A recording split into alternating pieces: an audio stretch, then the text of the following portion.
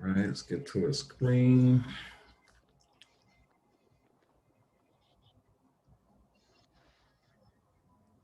Okay, is this it? I think this is it.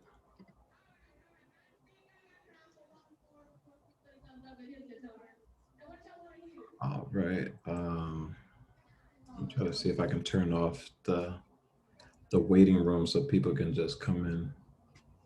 Make sure you're recording. Oh, I'm definitely we're recording right now. I just want to turn off the waiting room so I don't keep getting distracted letting people in. Let me see.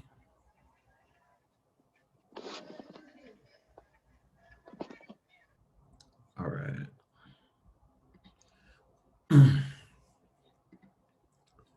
All right, so this is it right here.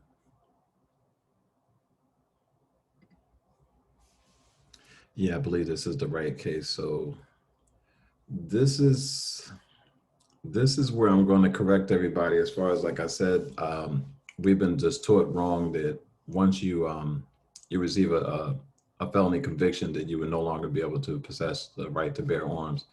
So we're going to correct that notion today.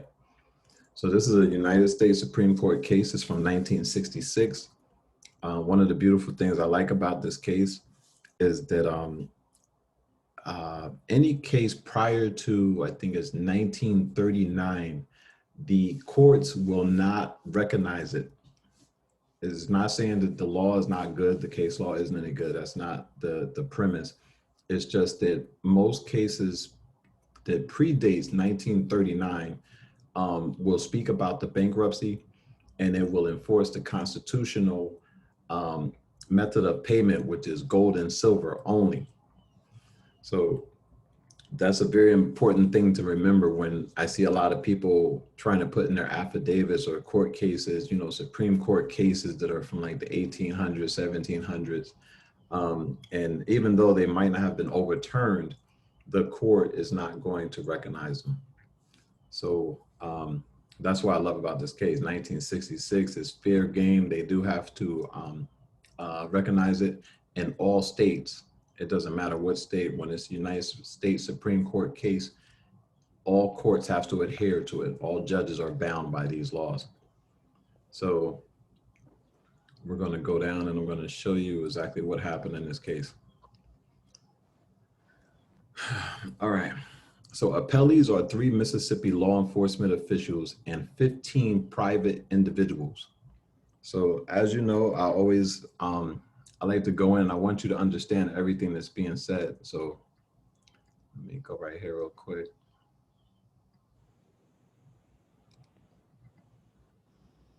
So when you see the word private individuals, let me see.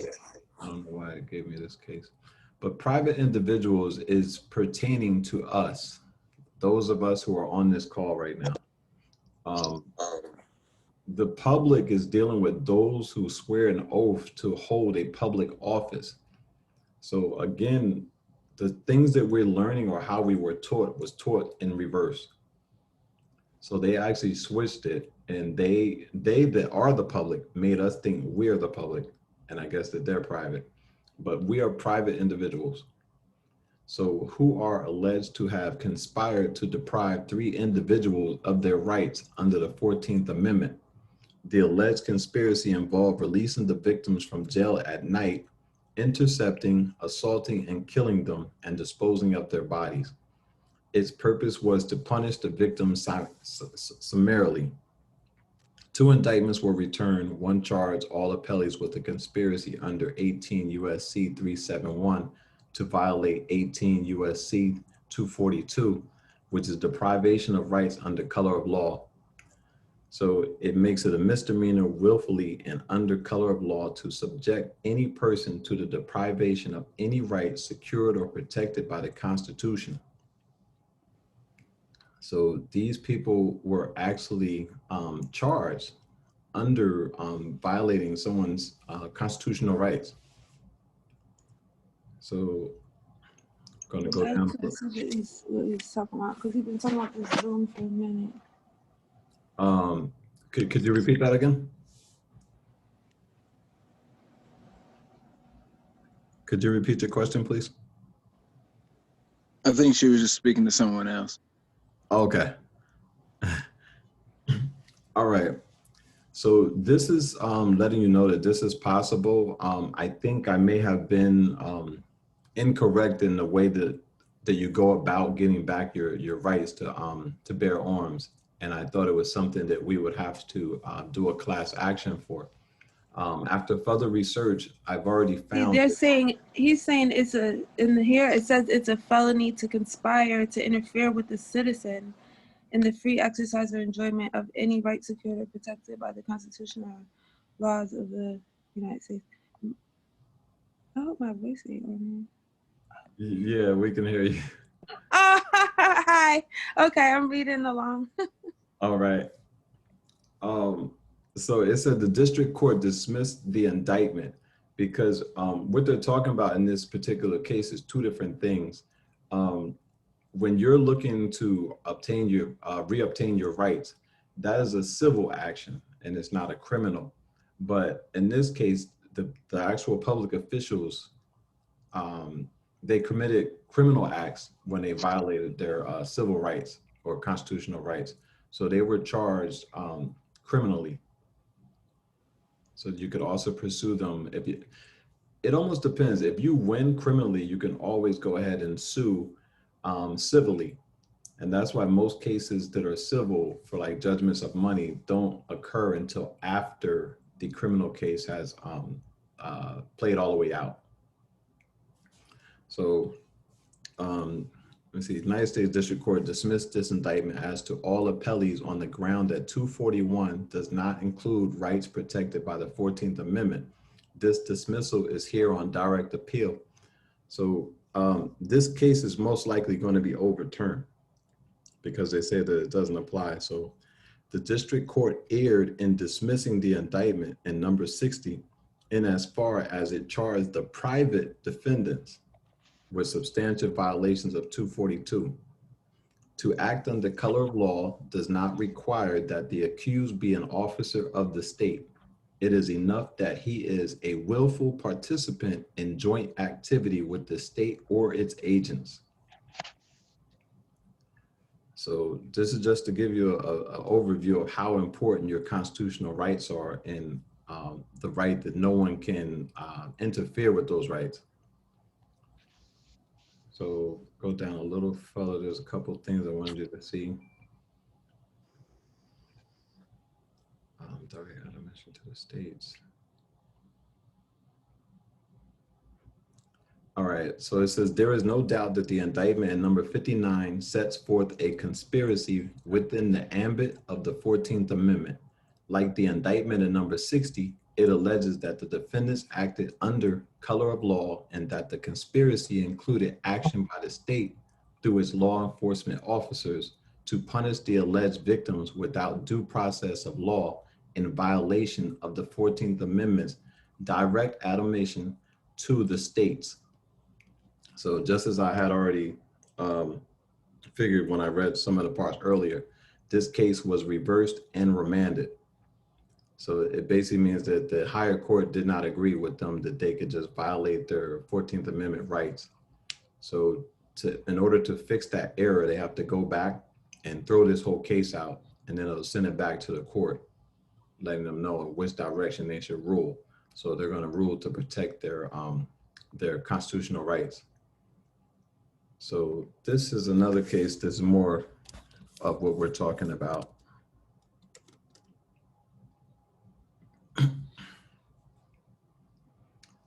All right, and this was in District of Columbia. So we're gonna go, trying to see which one is best.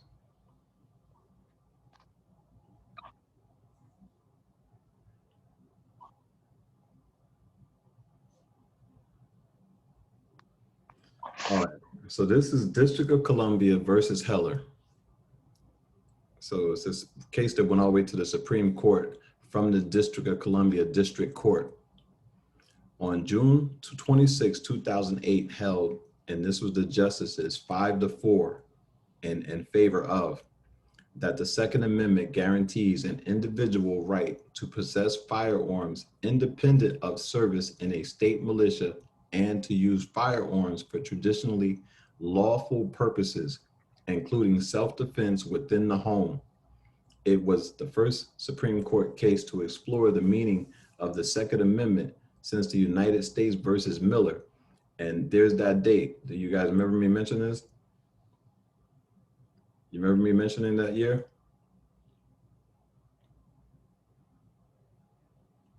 Anybody on the call? Yes, sir. All right. So at least you can tell. And anything after that, you stated anything after that holds weight. That applies. Those case laws apply. Anything after 1939 apply, and anything Exactly. before that is And null and before void. 1960. No, just before anything 1939 and after, the courts will recognize. Anything Okay. previous to, they will not. They won't tell you this. They won't be in court like, well, this is before 1939. This is something Ali is giving you. But Brother Bay, yes. quick statement out for clarification, just Brother Thomas. Hey, is you referencing anything before 1939 is due to the Erie Railroad case? Is Yes, that the landmark case you referencing? exactly. Okay, I got you, bro. Yes.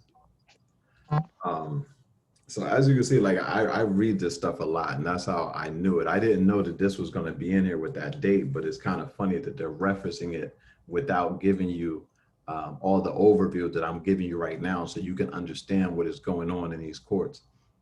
So, so we're going to go into this case. This was a beautiful case, and the best thing about this case is it's from the United District Court in Washington, D.C. The thing that makes this case that you can use it in your individual state to enforce your rights is because it went all the way to the Supreme Court of the United States Supreme Court. So this is recognized in any court in any state. So it says in 2003, where is it? All right. In Parker versus District of Columbia, 6 residents of the federal district of the District of Columbia. And I like the way they just said that. For those of us who study, we know where the United States is. Did anybody want to state where the United States is? Washington, D.C. Yes, Washington, D.C., that 10 by 10 mile square. Bang. And in Rome, correct? Or the Vatican? No, more so just here. Oh, okay. That's DC. And the thing about it is that DC is where the federal government is. Everything outside of that, of course, you have your state governments. You have your state, you have your county, you have your local, you have your city. So those are all different governments, but the federal government of the United States is in District of Columbia. So they're not supposed to step out of DC? No, sir. Wow. And I can show you this. A lot of people, you know, a lot of people who came before me was teaching, and I don't knock the way they teach in any way, but I was a student, and I'll always be a student, but I went and learned my own way. And anything that I tell you, I can show you. So I'm gonna show you exactly that. I think, could someone mute? Let me see, I gotta remember, most of these codes I have in my head right now. It's like I studied them so much. So I'm gonna show you 2 codes real quick. So the permanent seat of the government, get this big for the replay. All right, so all that part of the territory of the United States included within the present limits of the District of Columbia shall be the permanent seat of the government of the United States. So we'll go here, and I'm gonna show you what this is. And this is a beautiful thing if you want to ever ram it down someone's throat. It says, all offices attached to the seat of the government shall be exercised in the District of Columbia and not elsewhere, except as otherwise expressly provided by law. So I just screenshotted that. Man, all day. So they got to stay in they sandbox, brother. And then I'm gonna give you some more proof on proof right here. Let me see.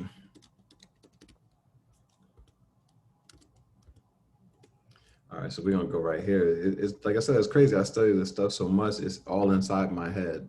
Let me just try to get to this. Title of organization should be here.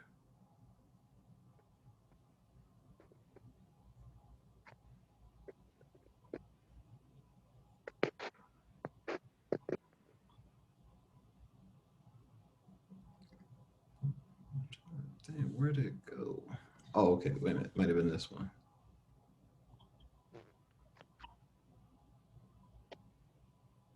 It's heavy. That's so heavy.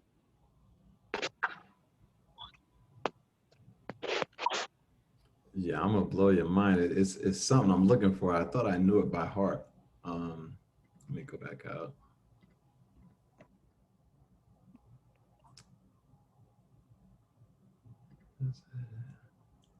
All right, so it got to be here. Statehood. All right, it should be under here. Here we go. All right, so everything that we say we can prove, you know, again, like I said, without even putting any names or anything out there, it's just stuff that the people who came before me that taught me, they didn't either they didn't teach it right or they didn't understand it well enough themselves. So this is in the District of Columbia's code, which, as we just saw, I just showed you, it's the federal, this is where the federal government is located. So this is their own code. So whenever they try to deny it or be like, oh, that's not true, or you don't understand law, or you don't have a degree, how much of a degree do you need to just read common English? So it says territorial area. The District of Columbia is that portion of the territory of the United States ceded by the state of Maryland for the permanent seat of government of the United States, including the River Potomac in its course through the district and the islands therein. So let's see. So we go back out, and this one is going to bust you in the head, because this is what we always say, and they say that we're sovereign citizens and we're crazy and, you know, stuff like that. So I just like to just come with proof. I don't even want to argue. I don't want to talk. District created body corporate for municipal purposes. So you have corporate for municipal. And we're going to read what the code says. The district has created a government by the name of District Columbia, by which name it is constituted a body corporate for municipal purposes and may contract and be contracted with, sue and be sued, plead and be impleaded, have a seal and exercise all other powers of a municipal corporation. Is it not right there in black and white? That's tough. Right here in black and white, brother. So I don't have to be on here teaching you true lies. You know what I mean? I'm gonna teach you right from their stuff. So when you're ready to go bust them in the head, you just take this with you, and they got to honor it.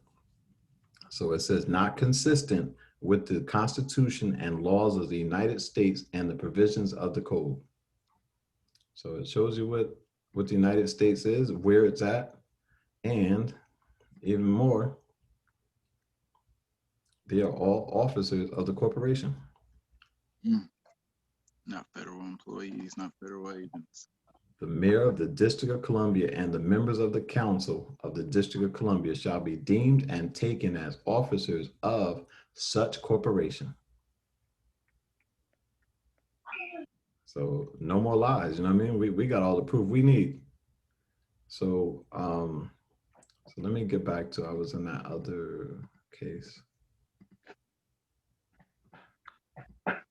So that, along with them not having a license to practice, that means that they would be damaging you. So it's a true crime.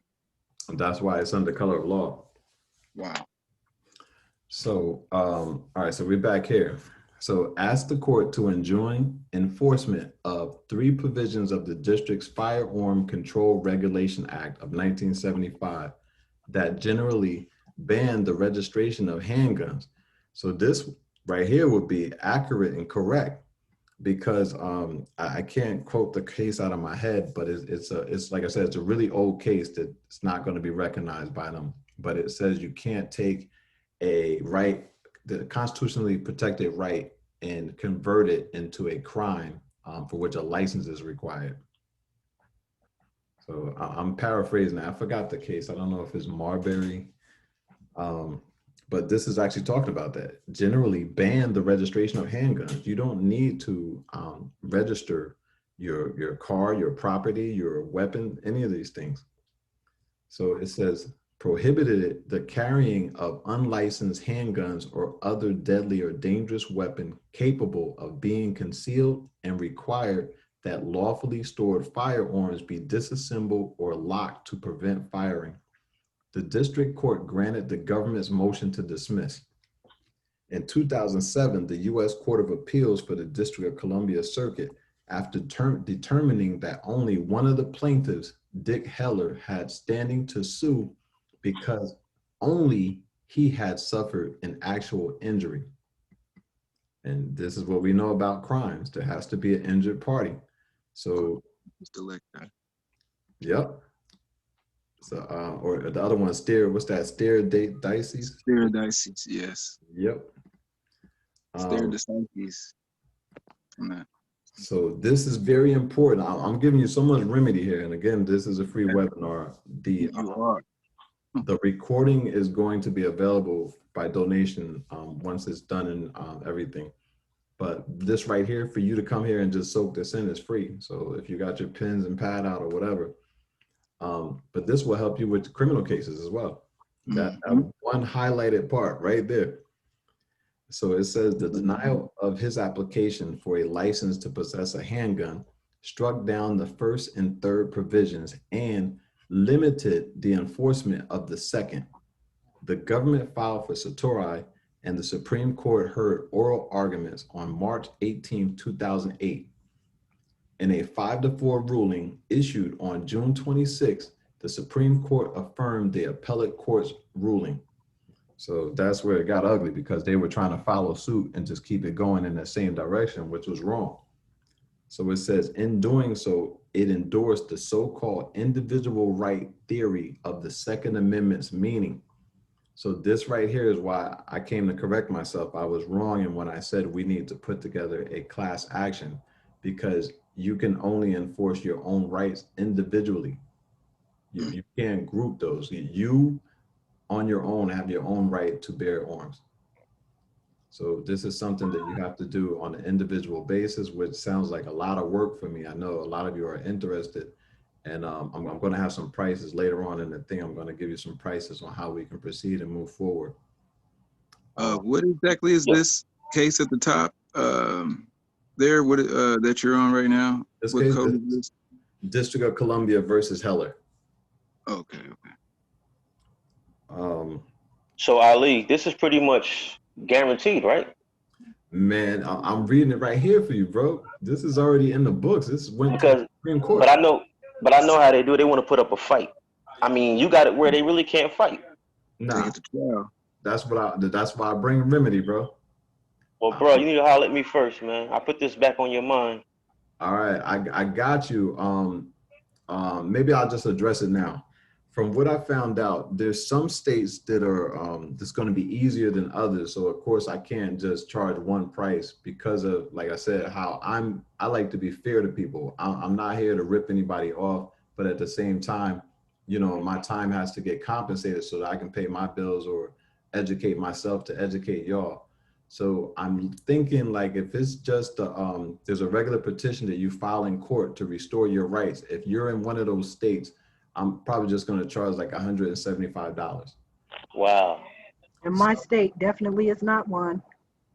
It's not one. You know I'm going to have a hard time here. What state is that? Just looking stuff up. What state is that? New York. I'm in New York too. It's so hard even finding things.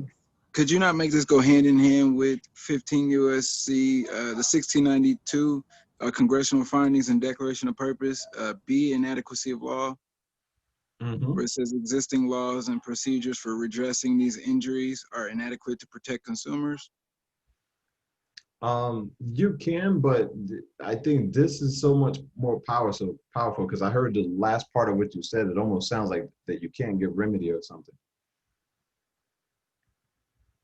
That I can't, that you can't, you say? Yeah, that last sentence that you just said from what it. Inadequate to protect some existing laws and procedures for redressing these injuries are inadequate to protect consumers. Mm-hmm. Mm-hmm. Yeah, that part right there. It says it's inadequate to protect them. Mm.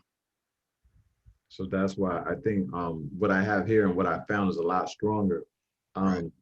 For those of you who aren't in those states where you can just petition the court and the judge can grant you your right to restore your rights, you're either going to need to do an expungement or a apply for a pardon. Individual states, I had to look up New York. Some are easy. Some puts a pressure of time periods on them and everything. Some states don't. So those projects will cost a little bit more. Like I said, it's not going to cost thousands of dollars. I'm not out here to go buy a brand new Bentley to stun on my people. I'm here to try to give y'all a remedy. Well, Ali, like my situation is totally different. Like I just need you to contact me, link me, and whatever the price is, brother, I'm willing to pay, man. I got you, bro. I'm gonna put the work in, and I'm gonna definitely make sure that we pull out a whole bunch of wins. You know what I mean? I want to see y'all come back in a month or two, however time it takes for y'all to be heard in court. Come back and be like, "Yo, I got mine back." So I'm gonna definitely fight for you. All right. So it says the collective right theory, which is what I was talking about, the class action, according to which the amendment protects a collective right of states to maintain militias or an individual right to keep and bear arms in connection with service in a militia. Writing for the majority, Antonin Scalia argued that the operative clause of the amendment, the right to the people to keep and bear arms, shall not be infringed. That right there deserves an explanation point on the end of it, bro. Because it's not up for, you know what I mean? It's not up for negotiation. So let me see. I don't know why they don't just give me the definition. I was trying to give you the definition so you can see how powerful that word is. All right. Trying to get. So basically it says a law, an agreement. I was trying to get a little more on it. All right, so violate. It says shall not infringe, shall not violate, transgress, break, breach, commit a breach of, disobey, defy. So those are strong enough words so you can actually grasp exactly what I'm meaning of. You know, I like to teach on a basis of just assuming the person doesn't know. Because when you assume somebody knows something, you don't teach properly, you might not let them get a great understanding. But when you teach it like this, there's no way you can't understand what your rights mean. It can't be infringed. So codifies an individual right derived from English common law, not admiralty, and codified in the English Bill of Rights, 1689. And this is one of the things that I know we just spoke about 1939 in Erie versus Tompkins. But this is still recognized because it's rewritten into all the states' contracts, even, I mean, not contracts, the constitutions, even when they're amended. So they're still there. The majority held that the Second Amendment's preamble, a well-regulated militia being necessary to the security of a free state, is consistent with this interpretation when understood in light of the framers' belief that the most effective way to destroy a citizen's militia was to disarm the citizens. The majority also found that United States versus Miller supported an individual right rather than a collective right view, contrary to the dominant 20th century interpretation of that decision. In Miller, the Supreme Court unanimously held that a federal law requiring the registration of sawed-off shotguns did not violate the Second Amendment because such weapons did not have a reasonable relationship to the preservation or efficiency of a well-regulated militia. Finally, the court held that because the framers understood the right of self-defense to be the central component of the right to keep and bear arms, the Second Amendment implicitly protects the right to use arms in defense of hearth and home. And where's go? In his dissenting opinion, Justice John Paul Stevens asserted that the court's decision fails to identify any new evidence supporting the view that the amendment was intended to limit the power of Congress to regulate civilian use of weapons. He criticized the court for attempting to denigrate the importance of the preamble by ignoring its disambiguation of the operative clause, and he asserted that it had misinterpreted Miller and neglected the subsequent decisions of hundreds of judges, all of whom had taken a collective right view of the Second Amendment's meaning. Stephen Breyer wrote a separate dissent. So that case right there is powerful, and this is one that it already had a lot of changes for you. So I know Victor was saying that, like, can they deny it? I'm not saying they can't deny it, but the process for doing this is so streamlined that you'll probably have a lot more wins than you will have cases denied. So I'm gonna show you a little research from earlier I was doing. Let's see, what is that?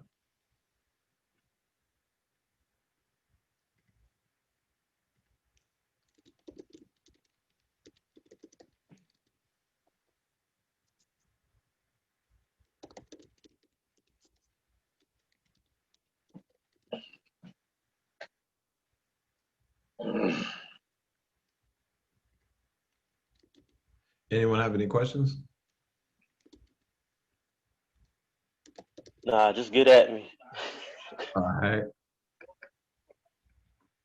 Hello. Yeah. Question? Yeah. Earlier you were speaking about states, certain states being more difficult than the others. How do you feel about Florida? Florida actually, excuse me, I think they actually have one. Let me see, because I looked up a couple of states before we got on. I tried to do a little research in advance. So I think it's right here. Okay, so they require pardons, I think. Let me see. Because I've regained, they restored all my rights except for the rights to bear. They said that I have to apply after 10 years of satisfying court requirements. Mm-hmm. That was back in 08. But I didn't want to fill out the paperwork myself and then not do something, not cross all T's and dot all I's and be rejected because of such. So I'm trying to get my rights to bear arms again, but I want to do it right the first time so I won't have to worry about a second time. Well, I'm about to tell you how, even though someone can be sitting behind a desk and tell you they worked somewhere for 10, 15 years and not to question, you know, what they're saying, I'm about to show you something right here, bro. Why okay. I digs in and I read. Look at this. Pardon without firearm authority, 10 years. Specific authority to own, possess, and use firearms, 8 years. It's only for full pardon, but if you're 8 years after your conviction, and it's right here, bro. That's why I don't care what somebody tell me on a phone, in the office, a judge, I don't care. I'm going to read it. I'm like, well, you got that law? Can I actually read that? Because sometimes people will use their position and influence to just tell you anything, and you assume, well, it's a judge, he knows the job, so why would he lie? You know what I mean? Like, crazy. Oh yeah, they Yeah, why would he lie, huh? exactly. Isn't that as part of his job? That's part of his job. So sometimes you got to remember these people are just they're human too. They're flawed. So if it wasn't an outright lie, maybe he just didn't know. And a lot of people have a problem with when they don't know something, they're not going to let you know. They're just going to fill in the blanks or whatever. It took me a lot of years to grow and realize that, and just if I don't know, just say I don't know, and you stay in honor. Yeah, because the gentleman. Well, I contacted the gentleman on the phone when I called the what is it called? Oh my God, clemency department, and I was asking information on the status of my application. The gentleman told me that, well, your rights to hold office, your rights to vote has been restored automatically, but your rights to bear arms, you have to wait the 10 years after. Well, once again, it wasn't a judge, but once again, like you said, I figured he knew what he was talking about because he worked in that department. Mm-hmm. And he said you have to fill it out again just for the bear arms. And he said he was also explaining that if you make mistakes, they will deny you and would not tell you the reason why you're not qualified. And that's wrong because they actually should. They have to tell you, give you a notice of deficiency, and give you a time period to actually to fix it. Like the young man just told you, and get at me also, man. Oh, definitely, yeah. Yeah, get at me, man. I'm ready, and I'm ready. I'm ready. All right. Let me see. What I'm gonna do. Because you got to realize sometimes this is so hard to keep up with who said what and who I'm supposed to pursue with. Just shoot me an email and put restoration of rights in the subject, and the email address is mylife is MYLIFE 180@gmail.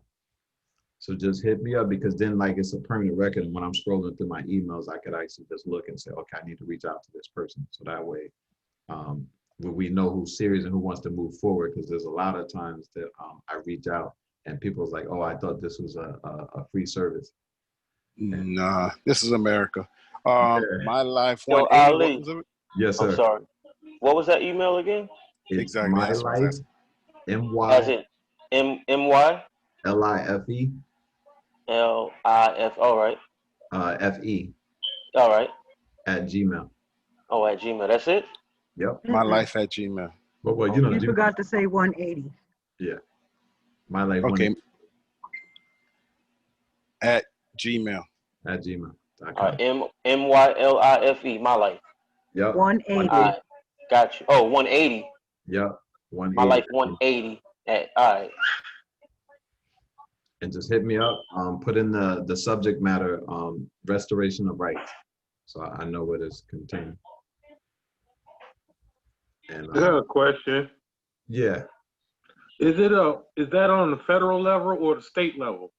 No, this is it will be done on the state level unless you have a state conviction. I think you actually have to do it on unless you have a federal conviction, you have to do it on the federal level. But if it's a state, you do it on the state, the exact state where you lost your rights. Like if you moved to another state, you still have to do it in the state with the conviction. So you won't have to do it on the federal level? No, it'll be recognized. The federal government will recognize a state reinstating your rights. Cool. Okay. And that subject matter, what was it that you said you wanted in that subject matter? Restoration of rights. Okay.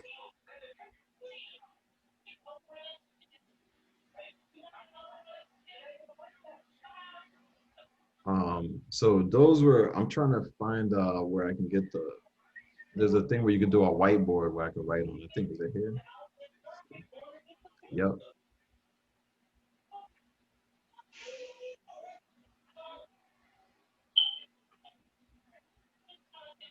Okay. So I'm gonna write the few different ways that you can get your gun rights restored.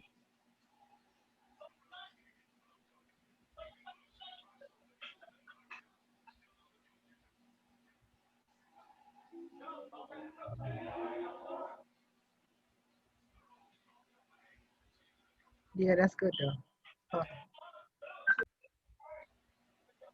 Would you be able to go in the stores then and buy a firearm? Yes, sir. Yeah, once you restore, you can go anywhere. You can take a rocket right out of space and just hit the next planet over and just copy something. Get back through. Yes, sir. And anywhere they sell guns, man, you'll be able to just roll up in there and just get your hand on something. I mean, hopefully, people want to be responsible with it. This is not something I'm like, somebody goes out there and do some crazy shit and they looking at me. That's not what I'm promoting. Nah, protection. Yes, sir. Nah. You got to go through. There's like guidelines and rules and classes and things you have to take to educate yourself on the They rules said- of what you can do. I've heard that even though you get it reinstated on a state level, the feds are still allowed to come and take you to jail if they catch you with it. If that's correct or no? I've heard that too. That's incorrect. That is very incorrect. Yeah. So that is incorrect. They cannot. The feds cannot. No. Unless it was a federal crime that was committed that had your rights taken away? No. No. Once the state restores your rights, man, you're good. Okay. Now we gotta look that up. I'm not saying we're not right, Ali, but I'm just saying they always say the feds override the state. Wait a minute. He just also said previously that the federal government have no power outside of DC. Yeah, true. Exactly. And who else? Who do you know that the feds have ever came and took their weapons besides on media, TV? Nowhere. Exactly. Well, they can't infringe on them anyway. That's what I was told as well. Also, that's your rights given by the Constitution as a felony or a felon or not. Right. But they are saying that you got to learn how to fight their codes. The codes is what get us screwed up. Let me see. I was just reading this earlier. Police can pull you over, take you to jail because of codes violation, not the law. That Which part I'm not code's too- going to apply to us? Well, see, that's what I'm getting at. I don't know much about it. I'm just stepping my foot into it. And the gentleman was telling me, he said, it's not the laws, the constitutional law is there to protect us and keep our rights. And the rest of the laws are codes are made to take those away from us. So Ali, I had run into the issue that the Constitution wasn't even for us because we weren't a part of the Constitution and to actually use consumer laws and the Bill of Rights. We're not. Yeah, We were exactly. Yeah. a natural person and to be utilizing the consumer rights laws, and that's where the remedy is at, and that's what I've seen the remedy at, and that's what while I was speaking on that 15 USC 1692, because even like to have them come to court, like in a court case, to have them present their license to practice, because they're all of it's lies. You're not a federal agent, you're a corporate fiction of colorable law, and you're not a federal agent.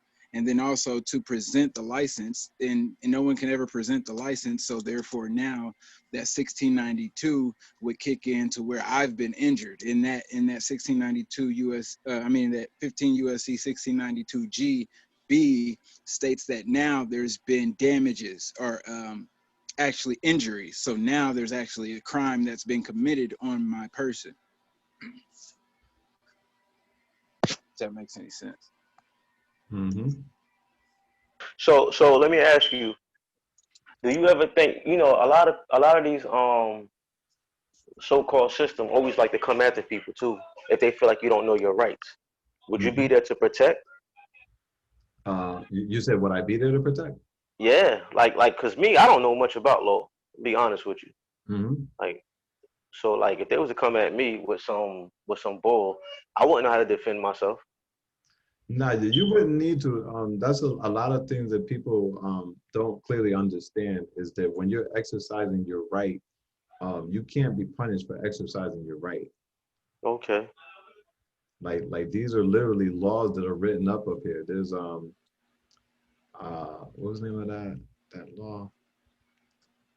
There was something I had it earlier. I was supposed to look it up, but it's like gun owners. Let me look it up real quick. It was Question. Yes. Is the expungement the same as restoring your right? Yes, it is. Okay. Yeah. Yeah, that's another way that you can do it. It's a pardon, clemency, expungement, or right to petition to restore rights. So it's like 4 different ways.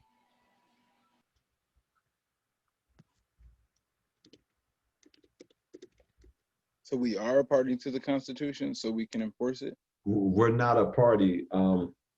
That's one of the things that has to be clarified is that the only person who's a party to that Constitution is those who swear oath to it. That's right. As I said in the beginning, they taught us in reverse. So they told us that we're the public, we're the private, and when you take a public oath and hold office, you become the public. So they went from private to public just based off of their duties. They just like attacking our private rights. Exactly. Yeah, the That means war. Yep. So this was a really powerful piece of legislation that was passed to help us out. It's called the Firearm Owners Protection Act. So if you want, you get a chance. What's the name again? Firearms Owners Protection Act. It should be on the screen. Are you able to see the screen I'm sharing? Well, not to speak. If I want to speak, I have to slide over and hit talk, to speak, and then to see what you have up, I have to swipe to the right. I follow. Firearms protection. What was it again? Firearms Owners Protection Act. Thank you. So it's a good piece of legislation. You might want to read that out, print it out, arm yourself with that information. Okay, one more question. Seeing that how the Constitution isn't for us, how do we use the Constitution to protect us with the law enforcement, special local law enforcement that apparently don't care about the Constitution, for one, don't care about our rights, even if we were a party of the Constitution? How do we defend ourselves against them when it's right then and there, not during the courts? Because a lot of time we don't make it to the court. So do we just go ahead and do what we have to do, and then how do we fall back and protect ourselves from doing what we had to do? I would definitely encourage you to utilize one of my other services, and that's where you status, and you actually get put on a certain list. So once you're on that list, when they run your plates, they don't even want to pull you over, bother you, see you, nothing. Bro, like I said, I sent you an email, man. Let's spend some time and get together and grow, because I need this, and a lot of us need this. And I'm going to try to help out as many people I can on my end down here in Miami, and lead them to you and see what we can do. And any help is appreciated, and any fees, if I can afford it, will be delivered. Got you. And I'm going to deliver on my end, man. I'm going to put you back where you belong. Appreciate it. I was trying to find that answer for it. I know you said that the federal government will respect it if you got your state rights returned. I was reading over it earlier.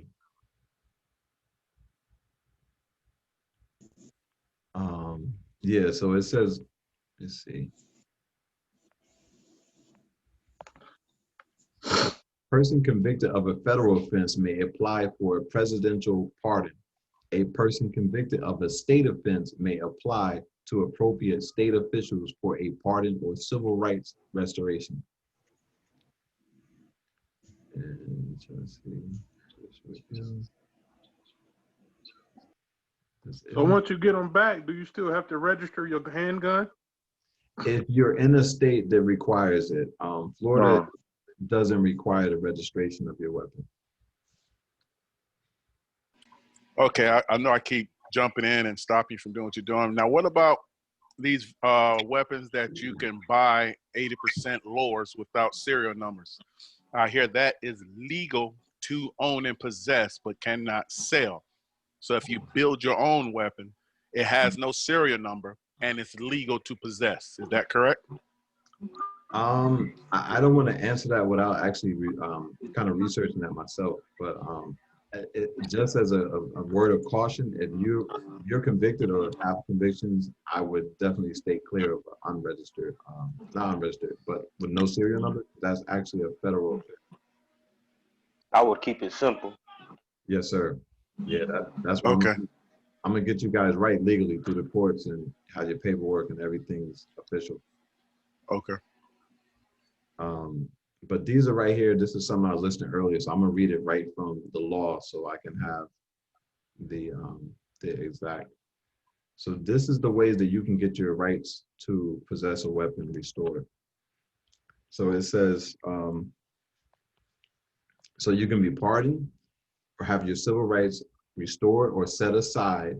So if you have your conviction put aside or an expungement, or if some states have by operation of law, it's called, when you finish your sentence and you're released, you get back some or all of your rights. And so here's the one that says expungement, set aside, and what else? Yeah, so I think that's it. It's pardon, restoration, expungement, and clemency. Those are the ways that you can get back your rights. So, all right, let me see how many people are still on the call. So 14 people. So, well, one by one though, just call out a state and I'm gonna go and see what your state looks like. South Carolina. All right, and I had just looked at Minnesota. Indiana. All right, just give me one chance. I'm gonna look y'all up a little one by one, okay? Who's that? South Carolina. Yeah, I'm going there right now. So we're about to get this on the screen. All right. So it says restored upon completion of sentence. Let me see, any felony restored by pardon, any felony in violation of election laws, misdemeanors, sentenced to prison, restored upon discharge, restoration after embezzlement, public funds, that's something different. Handgun rights lost upon conviction for a crime of violence, including serious drug trafficking, restored by pardon. Well, I think it shows that you have to get a pardon in South Carolina. Let me see what these columns stand for.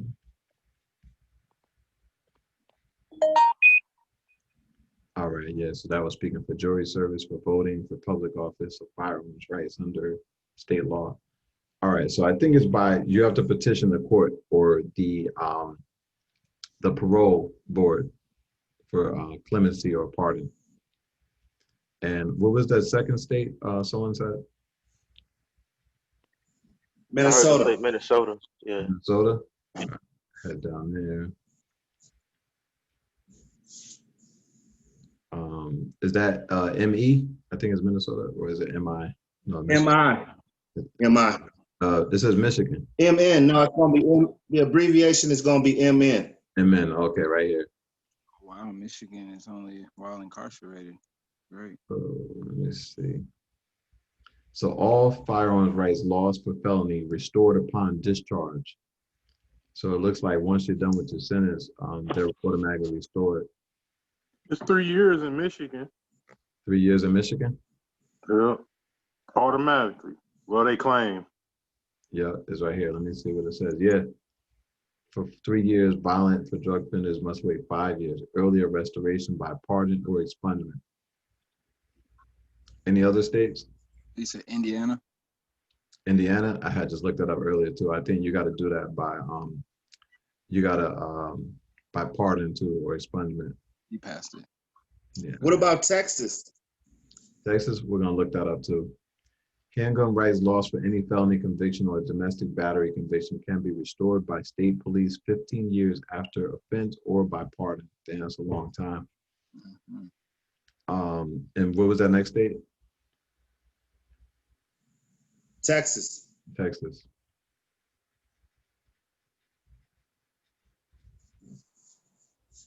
All right, let me see. Any felony? Oh, that's for voting. All right, let's see. All firearm rights for any felony conviction restored 5 years after completion of sentence only for the premises in which the individual lives. So for you, you won't be able to conceal, but yeah, you can get it for your house. Okay. After 5 years. So it sounds like it's automatic. It didn't say you had to apply for it. What about New York and North Carolina? All right. New York's, I think you have to definitely file. You have to file for. I was just looking at that earlier. See, restored by pardon or certificate of good conduct. So let me see. Let me just look that up in a little bit. All right, and you said North Carolina and New York. Yes, sir. Restored by court for nonviolent first offenders after, God damn, 20 years, or by pardon. That's my thing. If they know they can't do it, why are they putting this time limit on there?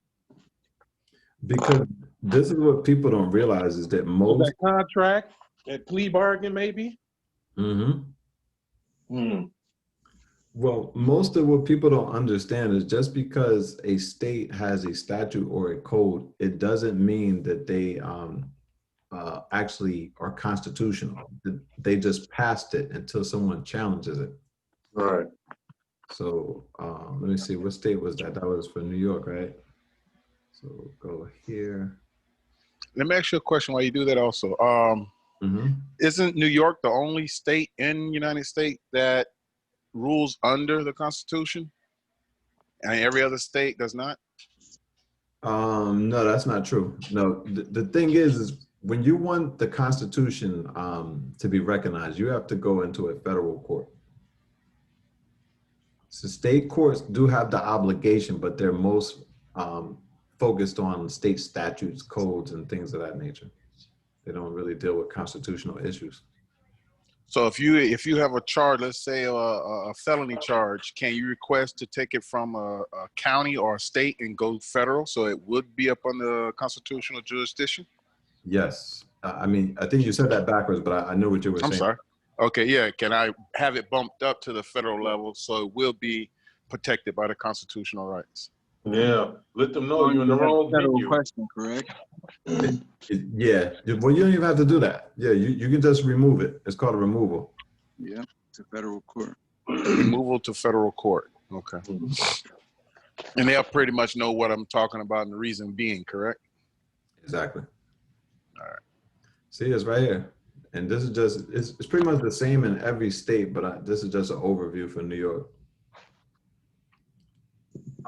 So it would be served on the Attorney General of the state of New York. He would have to appear to, I guess, litigate on your challenge.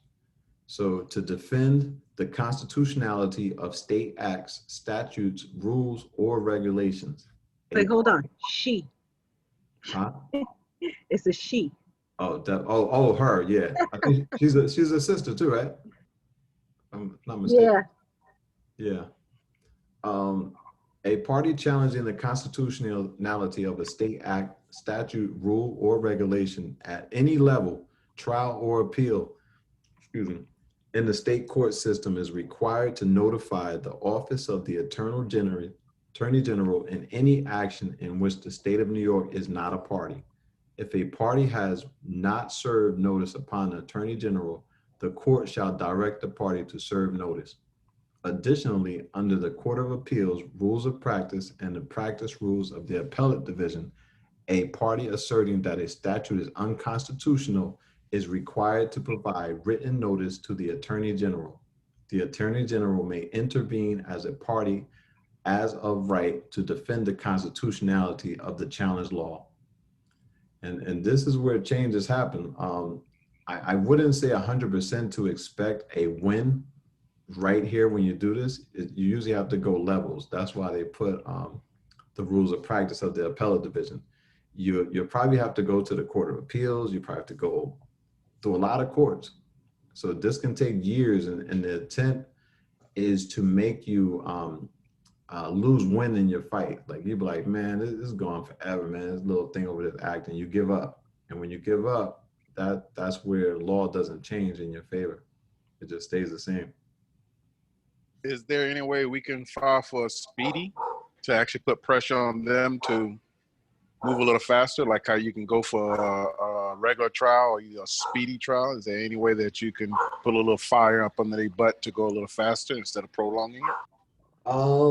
Probably in that first court, but once you get out of there and you're in like Court of Appeals, some of the cases are so backlogged that it's just going to take you a while because, you know, it's getting, the docket number is getting put in place like a checkbook. Like when you write check 101 and then you keep going, it's going to be in that place. So you can't jump ahead of like, you know, 400 or 1,000 appellees in front of you.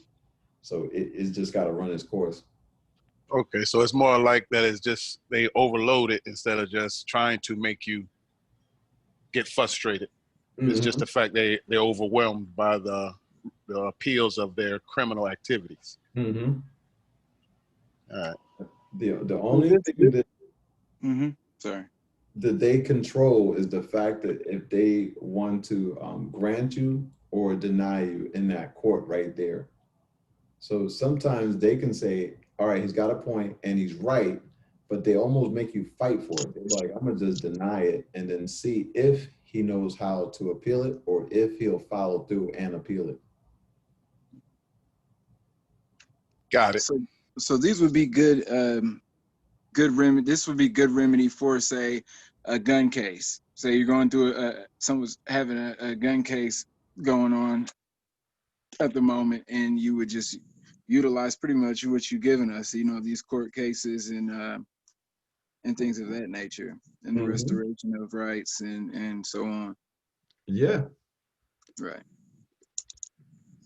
Awesome. So I'm going to show you the ruling, not the rule, but the law on this. So you can see what it looks like. But when you're looking this up, you have to look this up in your individual state.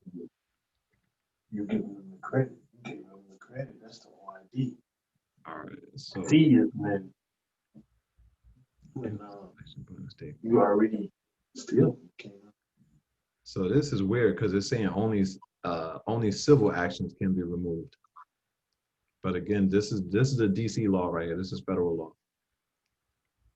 It says any civil action brought in a state court of which the district courts of the United States have original jurisdiction. So I might have to do this on a state level. Even the Rolls Royce and Dodge on the luggage prices. All right, let me see. So the federal government is on land that is not owned by the United States. So that's a foreign entity, no? Oh, of course. We're all foreign to each other. Each state is foreign to each other. And then within that state, each city government is foreign to each other. Okay. Every government is its own government. It's its own little tiny country. I was born on a military base, and those are federal property. Yeah, you have how you say it? It's like your status is basically supposed to be different because it's like an international status. But yeah, these are this looks a little weird, but yeah, this is grounds for removal. That's talking about a mistake. Not the debtor. Yep, because you want to definitely get it into a what you call that? Yeah, you want to get it into a federal court because it's actually an Article 3 court versus state courts are Article 1. I'll drop that drive in the chat for rules to remove court cases to federal court. I have that file. I can put it in. Okay. So here's one that was filed in New York.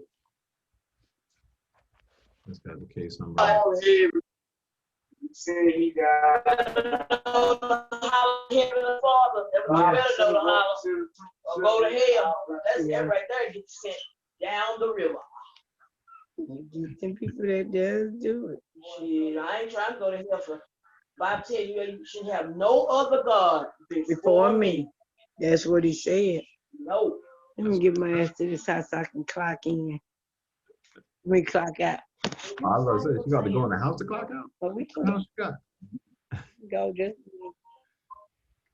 It's removing cases to federal court, a checklist in the House of Legal Professionals Guide to removing cases to federal court, a checklist. I'm gonna drop it in the chat for everyone to go ahead and grab. Okay.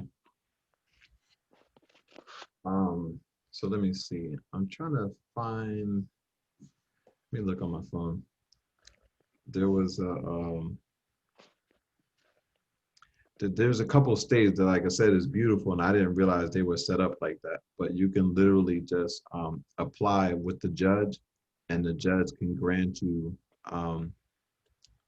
he can grant you your rights to get your gun license back.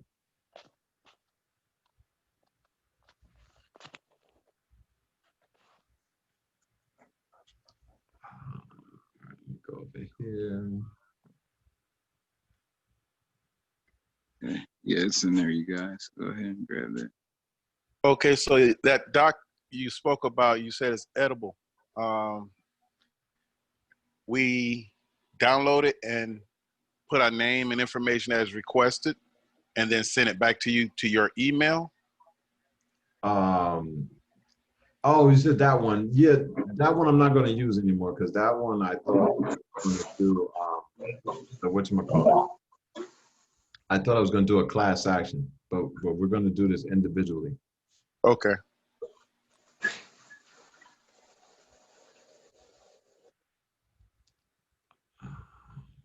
Damn. Let me see. History.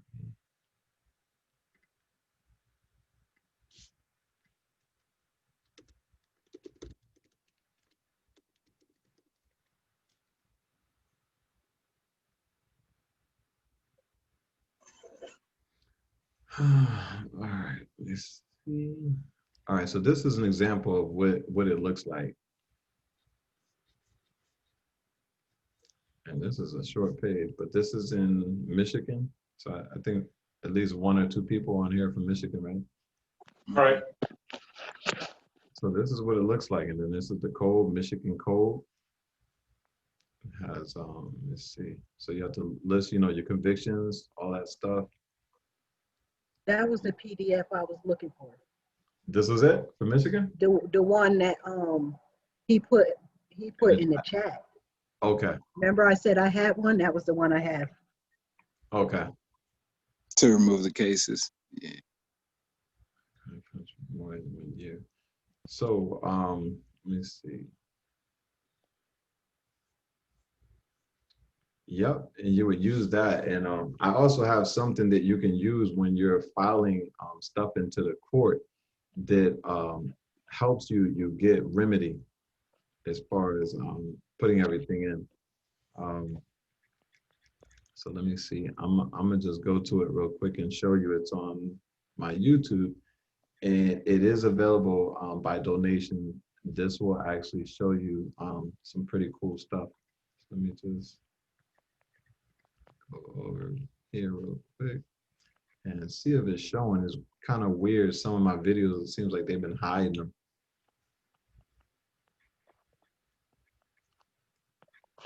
In the climate of today, I understand why.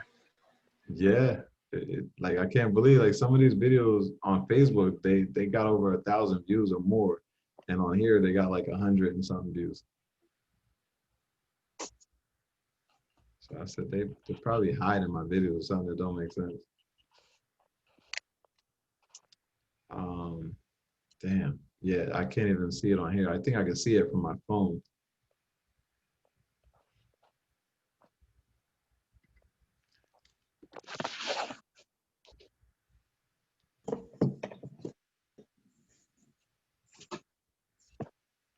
Let me see.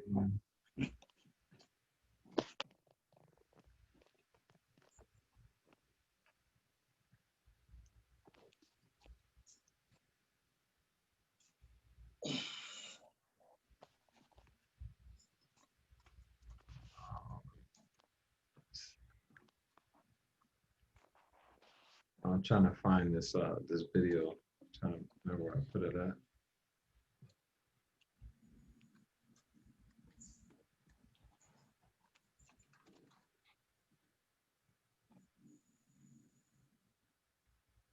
think it is. Yeah, this is it right here.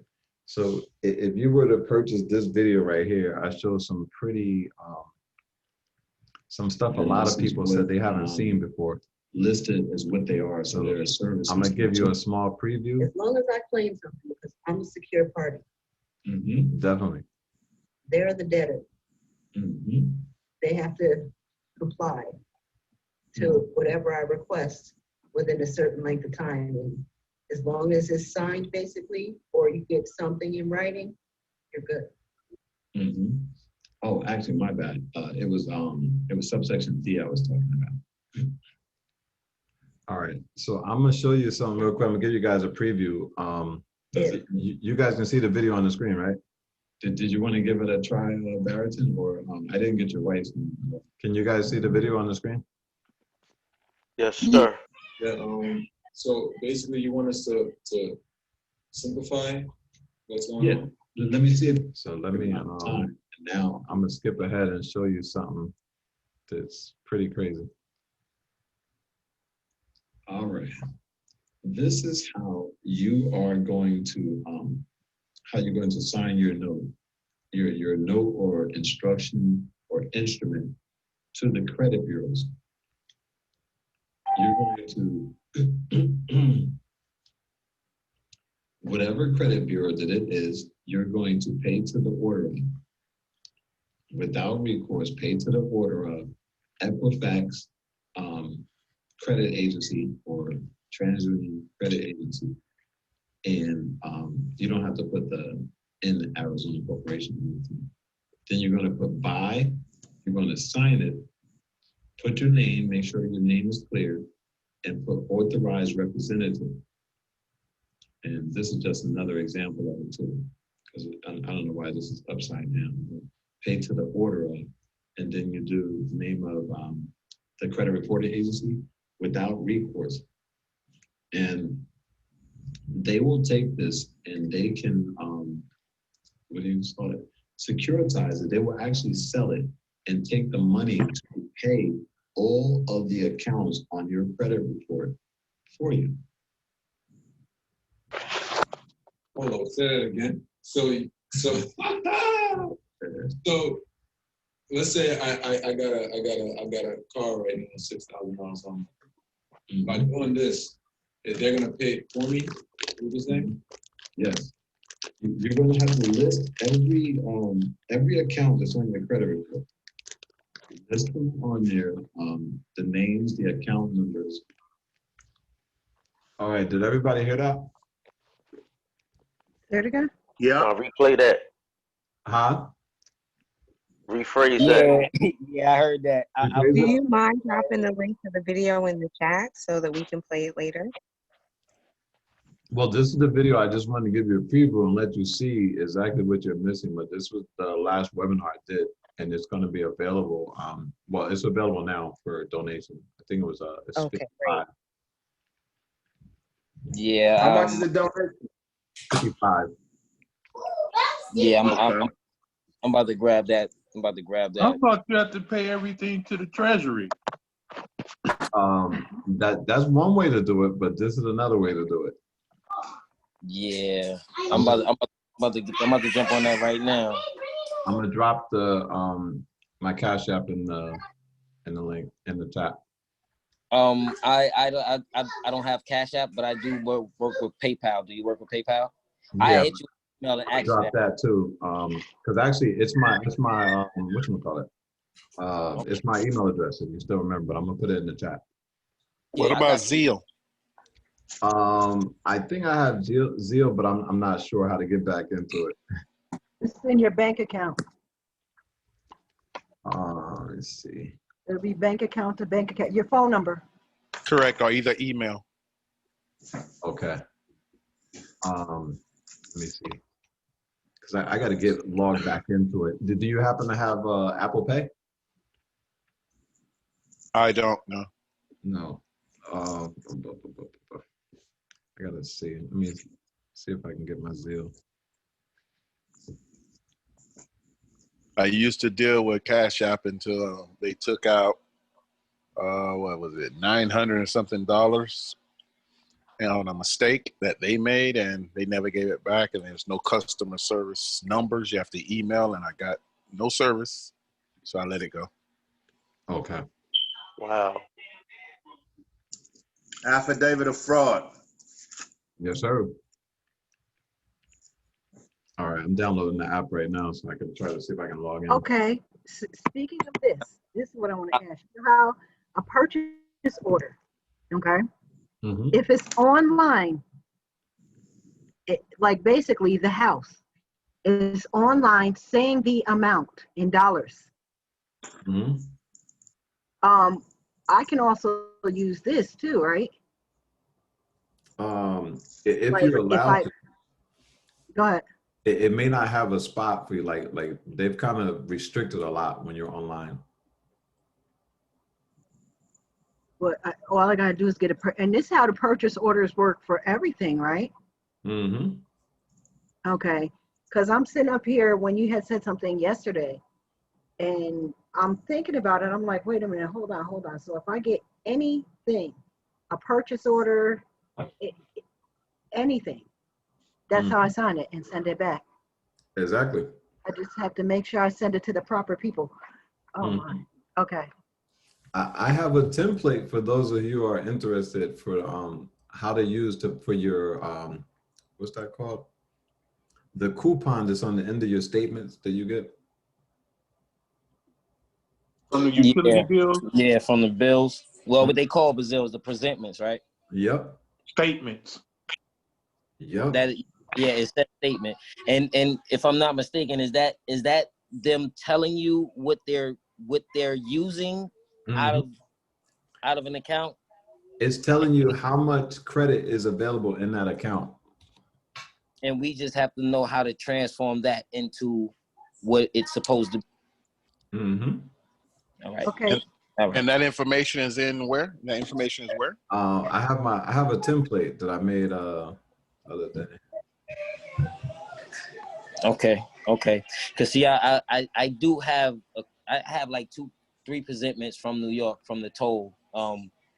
And I did go purchase a money order. I just didn't know the verbiage to use. Okay. The money order, that's not even necessary, right? Is it still? Does it matter?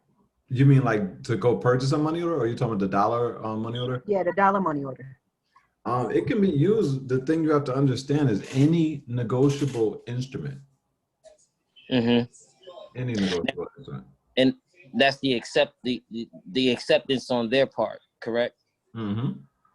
Okay. Yep. It's another question that goes behind that. As far as if they decline, what's the step after that? Is that provided in the template or instructions? Let me see. All right, I'm gonna do it like this. Because I don't want to step on no toes, but then I do want the information. I will donate. I'll do it like this, and all right, for whoever's in the line, it don't matter. It doesn't have to be one person. It could be a group of y'all. Send me 50 Cash App, and I will show you the UCC code that will actually make it work. Again, I work through PayPal. Oh, PayPal. Yeah, I dropped it in the thing. It's mylife180@gmail. Okay. PayPal dangerous too, bro. Yes, they are. Yeah, they are. Yeah. Zelle is safest. I'm gonna get on that. Yeah, Zelle is the safest. Now, let me ask you another question. I hate interrupting. The information that you're talking about, as far as paying this and paying that, is there a website? Do you have a website or somewhere where I can pick and choose what package or what information? I don't yet. I actually need to start working on that because at first I was just kind of doing this for myself because I wanted to learn, and then over the years I grew a following, and then now just for some reason at this point right now, like it's getting to the point where I actually do need to do that because the traffic is getting heavier. Yeah, and I'm not understanding everything that you have to offer. Okay. A lot of stuff is catching my attention, but then I didn't catch the important parts, and I'm trying to putting the pieces together, I'm not getting a clear picture. So that's why I was saying, is there a place where I can see what you offer and read about it to get understanding exactly what it entails, and then I can choose, okay, yes, this is something I'm interested in, or is this something I need? I think I'm really gonna have to take some time to start putting that together. It's like I said, things I've been picking up lately, and I just been kind of busy and just haven't even had the time. It's like most of the people who follow me just already, they know a lot of the stuff that I do, so they usually just come particularly for something. Shit, you're gonna have Now, to quit your job pretty soon Exactly, and transition over to your own business. exactly. It's getting there, bro. That's what it's all about. okay, now once you do this, once you sign, pay to the order of without recourse, do you have to have the Treasury Direct account or a trust account? No, Okay, nope. Because I'm gonna show you why. because I just had to, like, I'm going through a whole bunch trying to get the Treasury Direct account open, and it's because of my name. Nope. This right here is why.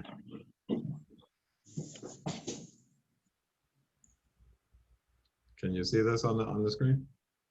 12 USC 347A. This is why you don't need to be tapped into your Treasury account. Right. So all of this being said is basically helping us Siobhan? retrieve assets of ours. Not even retrieve assets, but just to help you to discharge obligations that they're saying that you owe an obligation. Oh, It's just like what they was talking about. Everything was already paid for Mm-hmm. from birth, correct? Yep. birth certificate and And social security. okay, and I was also told, I don't know how correct it is, that if you, I think it's your social security, no, your birth certificate, you get it, and it's a number to the left or the right on the top or the bottom in red or either black, and that is the account number for the bank. Yeah, that's on the back. It's the bond number. And you have to use capital letters, all caps, when communicating with them. Is that correct? No. Oh, okay, because they were saying you have to use all caps because they show ownership No. when you Better deal with yet, it. do you have a video on that too, Ali? A video on what? On what he's talking about. Basically, our birth certificates getting into the account and how to convert. No, not really. I think that would be a dangerous Okay, video. all right, let's stay away from that one. Yeah. I don't want no more trouble. But if you can see right here what I have highlighted, that's why it works and it doesn't have to be attached to the Treasury account.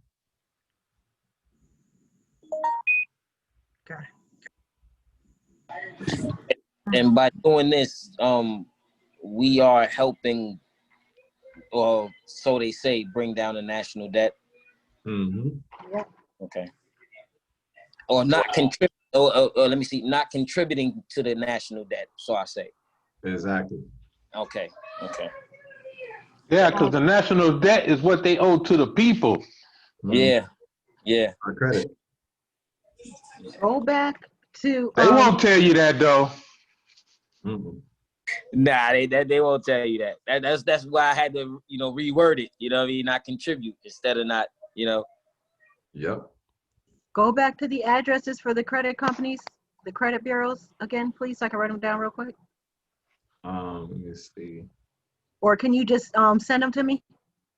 Yeah, I sent you the video though, right? It's in the video as well. Okay, because I was going to write something today. Okay, yeah, it's in the video.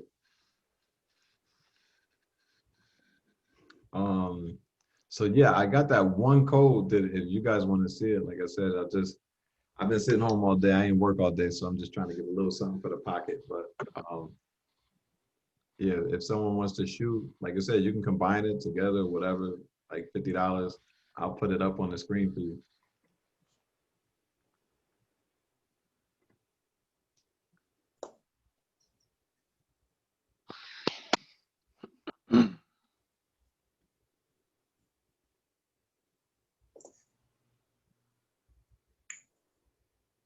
Okay. And that's to Taj Bay? Yes. Okay.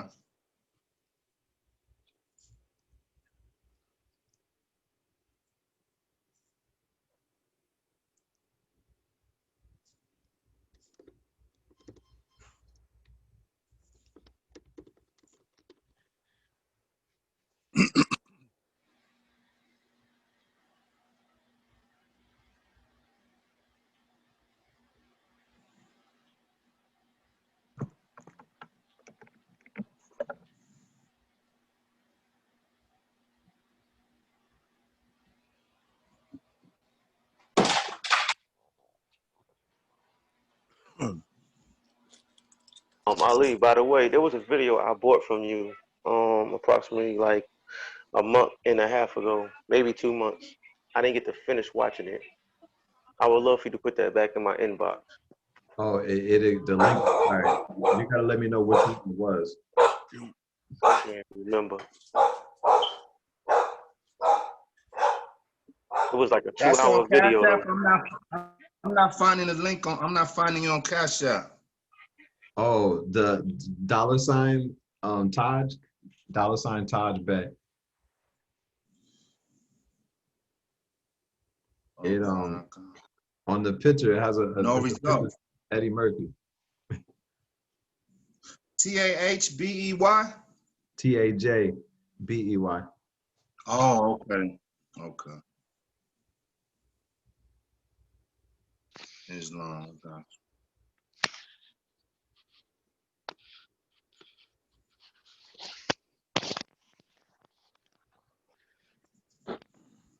Okay, brother. So I just made that $50 donation. All right. So we about to spill the beans, man. Islam. Islam.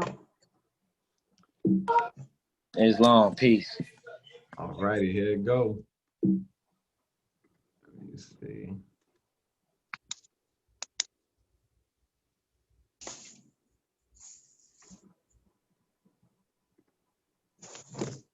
Was this the one I had? Let's see.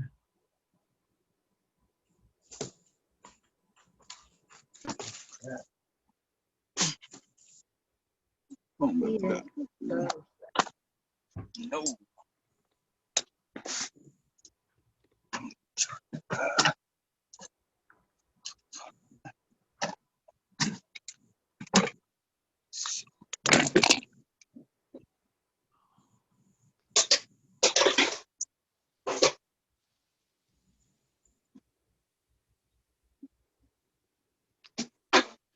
I think I saved it too yesterday.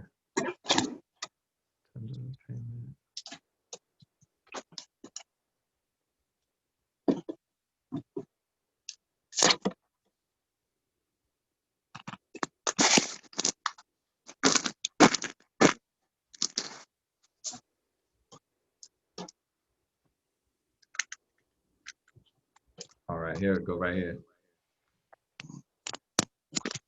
This is the one, bro. Let me blow it up a little bit. There we go.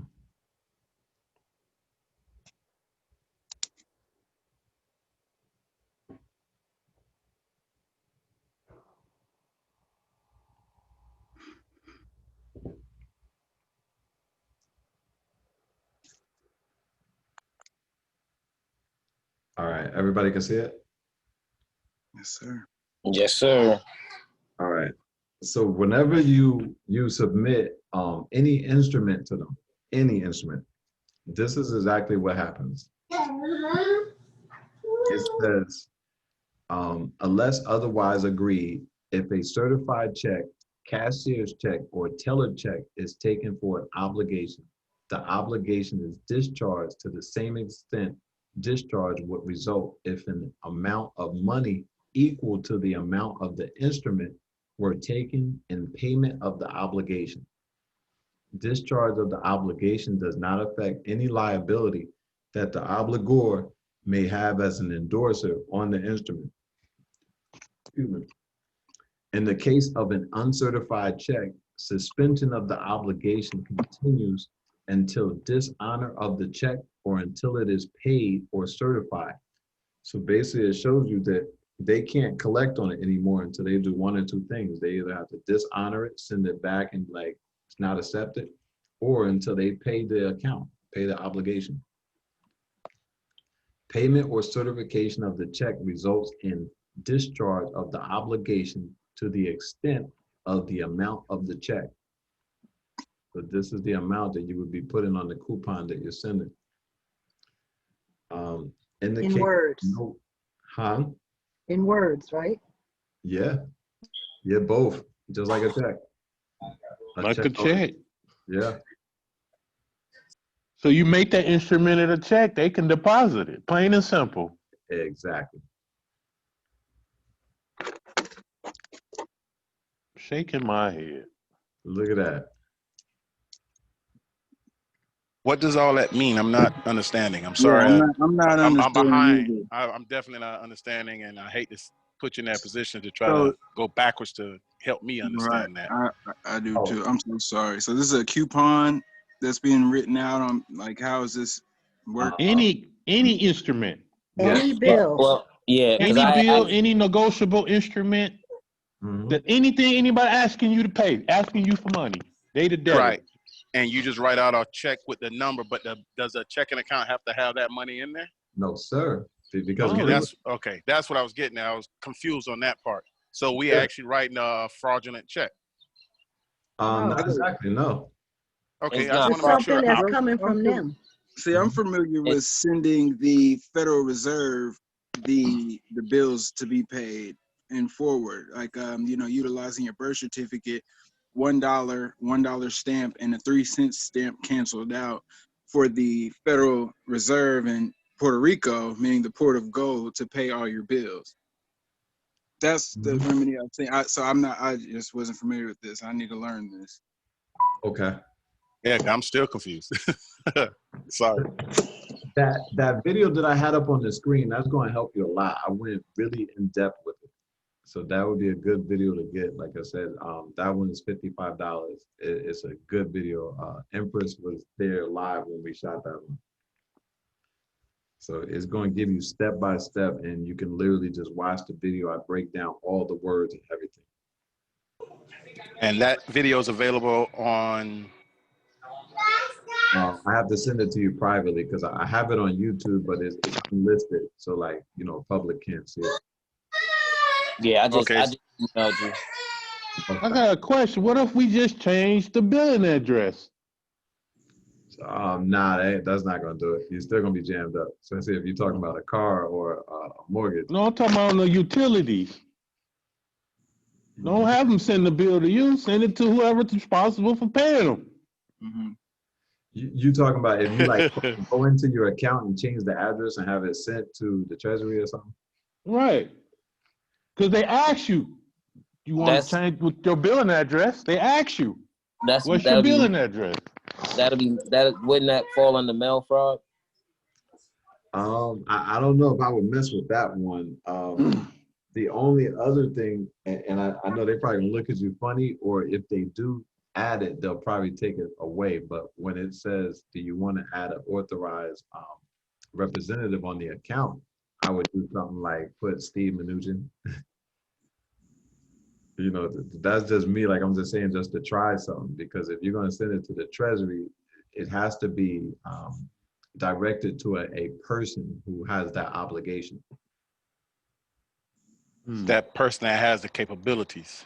Yes. So I would say, Steve Mnuchin, and hopefully the person who's typing this in doesn't know who the hell Steve Mnuchin is. But yeah, that's the Treasury Secretary. But wouldn't you send it to Puerto Rico, because that's the Treasury we use is Puerto Rico and not the other one? I think when you just put U.S. Treasury or to the United States Treasury, like they know where to pass it to, because it's their obligation. Once they get it, they're gonna take it to the right spot. Let me see. So, and the funny thing is, like I said, this can be a letter as well. You can write a letter, because it says in case of a note. So you go back to a note, So this works for anything with debt or owing. Yeah. Yeah, and like I said, I told somebody the other day, it has to be a debt. Like you can't go and create a new debt by doing this. You can't go to the car dealership and write this out and hand it to them. That's not how it goes. You have to create the debt. But all right, let's say I go buy a car tomorrow, and 2 weeks later I want to try this. Would that work? Yeah. There's actually, I have, well, the video will help you, but Video, yeah, I want the video. yeah, that You video don't that even have I to do shot, that this. has You could, everything. So that'll tell you how to go out and buy your car and what to do when you're signing the contract, and also what to do after you leave the lot with the car. Like you should be doing that in the next. And I would have to keep, this will be reoccurring every month. Yes. Well, Yo, I gotta get this video. Give me this video, man. if you do it, it should be done. You should pay the account and credit the account. I'm about to go get a Bentley. for the whole thing. Yeah. You gotta let them run your social first, though. Yeah, yeah. You gotta what? They have to run your social. They have to run it or ruin it. Run it. Nah, they have to. It has to go to your social. That main number. But I mean, my credit perfect. So if that's anything to do with it. So you mean they run your Social Security to make sure you are okay to purchase the vehicle, but once you purchase the vehicle, they do not have to go through your credit to do the payments. Is that what you're saying? Exactly. Okay. You got to apply for it, and your credit got to be good enough to allow you to purchase said vehicle. Mm-hmm. Once you pass that point, then the video comes into play, correct? So you can discharge and also. I'm lit then. And then, mind you, as you're doing this, it makes that credit score go up, right? Yes, it does. Yeah. I'm already high. I'm above 800 right now. So. Oh well, you can go pick something up. I really want to go get a house or a condo. It's possible. You should definitely do that. Once you buy this video, watch this video, and then go and move on that house. You're going to know exactly how to move. You can watch that video over and over. You know, You have a video. You have a video for people who have bad credit. Fix it. There's no such thing. I think I got a couple. Right. Yeah, I'm in the 500s. You can fix it You with can always this, though. build your credit up. Oh, we got the endorsement for the credit report, right? Yep. Say again. You got the endorsement for the credit report that he just spoke of earlier. Exactly. Okay, I missed Yeah, that part. it's in the video, correct? Yes, it is. The same Yeah. video you're talking about for 50, correct? Yeah, it's 55. 55. I just 55. emailed you for your PayPal, man. Okay. Yeah. I got the PayPal. It's in the. I put it in the chat. All right, I'm about to. Don't forget about the Zelle now. I need to communicate with you through Zelle. All right, I still got to set that. I'm probably do it after the call. I got to put my bank.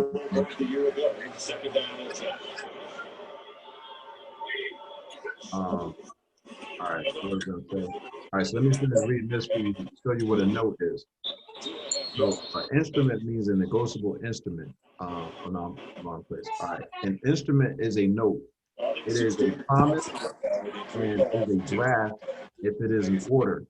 If an instrument falls within the definition of both note and draft, a person entitled to enforce the instrument may treat it as either. But it's up to them what they want to do with it. So it's all negotiable. Instrument means negotiable instrument.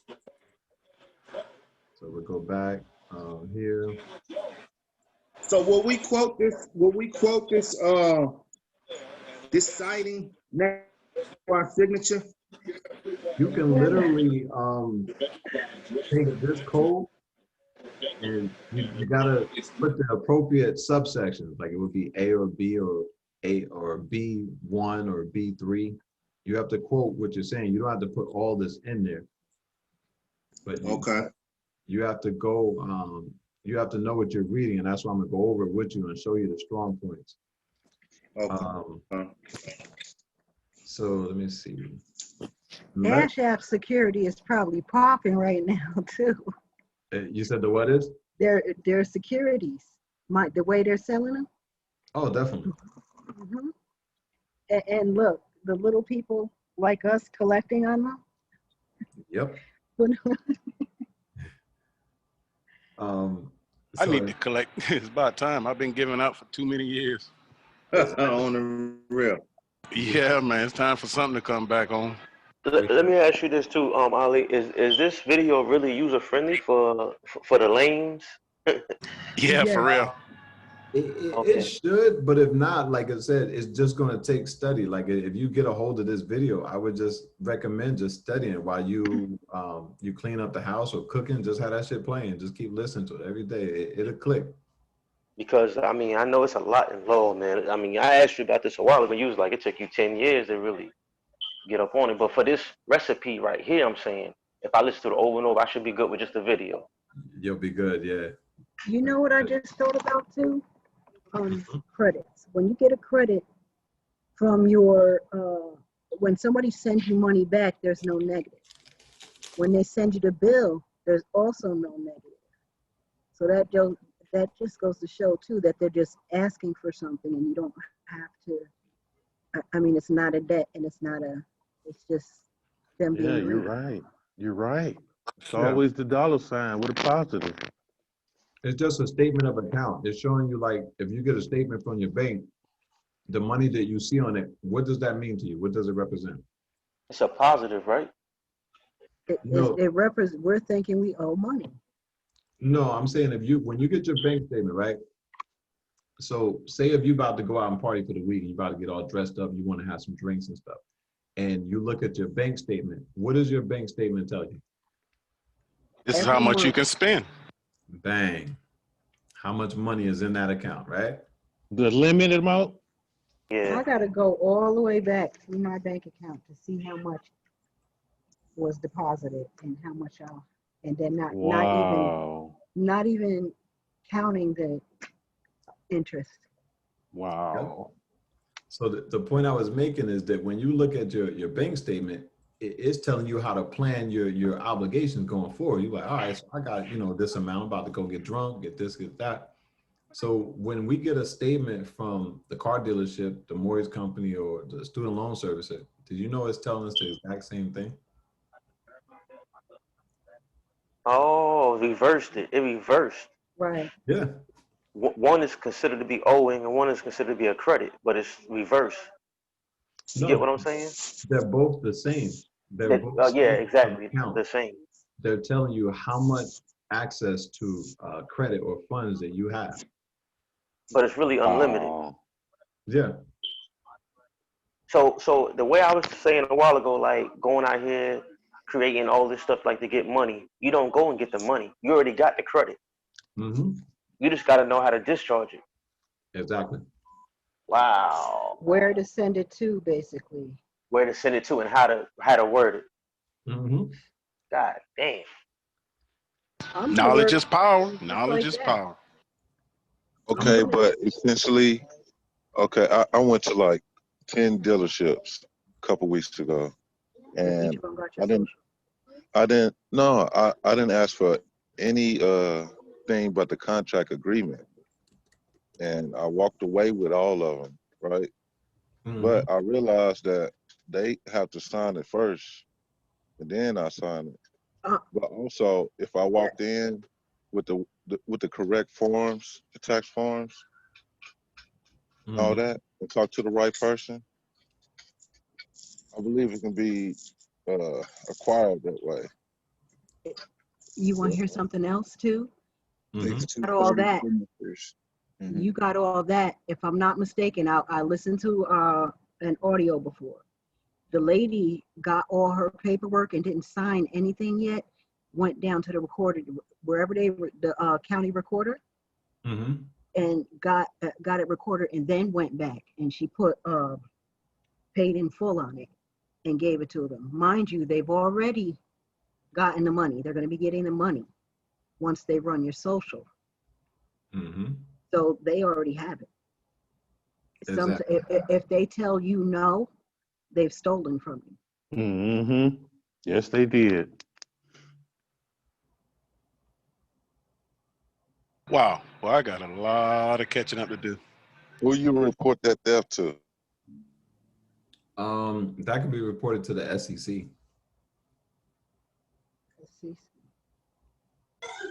And can't we utilize the comptroller or something like that? I mean, you can, because yeah, they are in charge of enforcing it. I did have the comptroller name. I just can't find the paperwork with it. Okay. I was trying to find something. I don't know if I see it. I believe they can write a bond off your driver's license because the dealership show ask you, "Can I see your driver's license?" Yeah, that's why they need it for, not because you're going to. And it's got your numbers on it and your signature. So once they copy it, they don't need you no more. Mm-hmm. You know Really what don't though? need your social. What I just ordered a subscription. The lady told me, I told her I couldn't get my social out. She was like, okay, I can use her birthday. You know what? On my ID, I signed it by, and I used the UCC codes for that, for my ID, everything. And then now I just sign different. Yeah. And tapping into that, I attempted to use the 4-corner rule and box out my name. I don't know how significant that is, but or how efficient it will work. You know what? That makes sense too. Oh man, so I want y'all to see this. Man, is it still there? Hey, let me ask this: once you exercise all these rights, and it gets to the department, how do they react? Like the people that don't know this stuff, the staff. I think they're told to forward it to the right people. Yeah, so automatically it goes into the right area. Mm-hmm. Wow. And as soon as they get it though, time starts. Yeah. Wow. It doesn't matter if it's signed or not, time starts. What do you mean time starts? Day 1, day 2, day 3, like that. But you still, if you got 60 months to pay it, you gotta do the 60 times, right? The whole thing, listen, the whole thing, the whole amount due supposedly will be on there. You should be able to do all of it at once. At once? Yeah. As long as that amount is on there. Because mind you, when you're paying for a car, you can pay you can choose monthly installments or buy it outright. That's what you're going to be doing. Buying it outright. Thank you. So check this out right here. This And goes like you said, put paid in full next to your signature after that. exactly. So if you pay attention to the code that I was reading, the UCC, this goes with this. So I'm about to show you this right here, real. It says send disputes or an instrument tendered as full satisfaction of a debt to Attention Consumer Support Services. So they're showing you where to send your instrument. Because if you notice, this didn't say money and it don't say payment. It don't say cash, right? It said instrument. I just showed you what instrument was. So let me. And this is the problem. We don't read the fine print. Exactly. So this understand the fine print. Yeah, that too. So this is the difference. Look at the different addresses where you were just saying, well, when we send it, do they know what they're looking at? So these people, when they get it, they know what they're looking at and they're going to process it. Now look at the different address. Now tell me these ain't the same, these ain't different addresses. San Diego, Los Angeles, different zip codes, right? And it's at a P.O. box. This is at a physical address. And that's where you send your dispute. So, you know, you're basically disputing the debt at the same time, but you're sending an instrument for them to satisfy, full satisfaction. You have to make sure you write that. Tender for full satisfaction of a debt. And it's all making sense right now, but when I walk away a few hours later, I'll be like, damn, like, what was he saying? That's why we got the video, bro. This video, I'll have it available to you later on this evening, if not tomorrow. If you want to get a hold of the videos, let me know. I want it. All right. Want it as well. So look at the difference, bro. You see it says send payments to. So that's for the laymen who aren't educated that think they have to Yeah, pay. that's me, nigga. And this is for those who have this information that's sending an instrument. And this is for Midland Credit. So they're a debt collector. They probably hold a lot of your collections. Man, this is crazy. So, you know what I mean? And there's a lot of people missed out on this webinar. This is a free webinar. And not as many people showed as they said they would, but that's their laws, not mine, because I already have the information. When you put this webinar up? I put it up early this morning. I said we was going to be going on at 3. No, I'm not talking about this. Oh, you talking about this webinar we're on now, live? Right Oh, now. okay. Yeah, we free on this, man. Yeah, okay, I got you. So I can't think of too many excuses they have not to be here. It's free information. I'm on it, man. Yeah, another thing, Ali, like, you know what I'm saying? When you plan on doing something, a lot of times you be doing it like out of nowhere. Like me, I'm a truck driver, man, so I'll be on a local one. I'll be on a road, so like, I don't be having time, like when I come in sometimes. I like if you can do it like 2 days in advance, like, yo, on this certain something date, I'm gonna be doing this video at this time. It would be better. You know what I mean? Let me know ahead of time. All right. Like a pre-plan. Well, for some of us can pre-plan. I'll definitely keep that in mind. I guess it's because, you know, I'm home most of the time and maybe sometime I get bored or I pop open the phone and be researching. Or just save it and, you know, we can, however you gonna do it. See it later or on our time. All right. So as far as this right here, where I showed you about tending an instrument, I'm gonna finish reading this code to go to it, and then we're gonna finish up after that. We've been on like 2 hours so far, but I'm gonna show you why this works.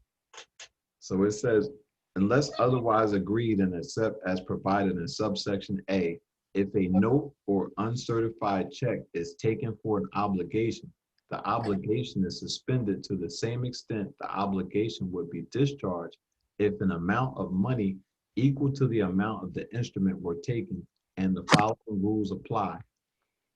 In the case of an uncertified check, suspension of the obligation continues until dishonor of the check or until it is paid or certified. Payment or certification of the check results in discharge of the obligation to the extent of the amount of the check. In the case of a note, suspension of the obligation continues until dishonor of the note or until it is paid. Payment of the note results in discharge of the obligation to the extent of the payment. Except as provided in paragraph 4, if the check or note is dishonored and the obligee of the obligation for which the instrument was taken is the person entitled to enforce the instrument, the obligee may enforce either the instrument or the obligation. In the case of an instrument of a third person, which is negotiated to the obligee by the obligor, discharge of the obligor on the instrument also discharges the obligation. If the person entitled to enforce the instrument taken for an obligation is a person other than the obligee may not enforce the obligation to the extent the obligation is suspended. If the obligee is the person entitled to enforce the instrument, but no longer has possession of it because it was lost, stolen, or destroyed, the obligation may not be enforced to the extent of the amount payable on the instrument. And to that extent, the obligee's rights against the obligor are limited to enforcement of the instrument. So I think some of the stuff is probably not making sense, so I'm gonna just help you out with. Please do.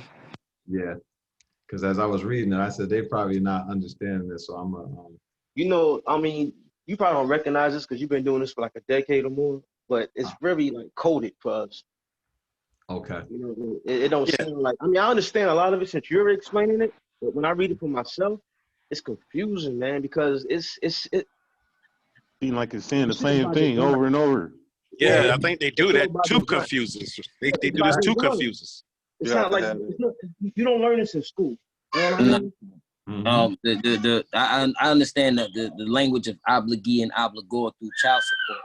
There is no such thing as an obligee or an obligor, you know, because you're not obligated to do any of this.